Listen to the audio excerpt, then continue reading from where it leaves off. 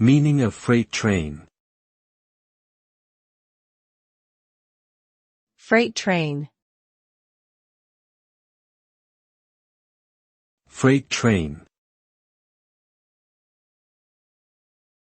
Freight train. Freight train.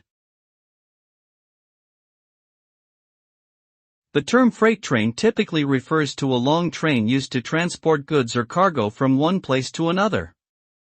These trains can vary in length and weight, with some consisting of dozens or even hundreds of individual cars.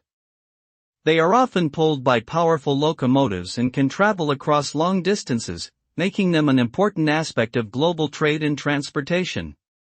Freight trains are also known for their distinctive sound and appearance, with many people enjoying watching them pass by or listening as they rumble through the countryside.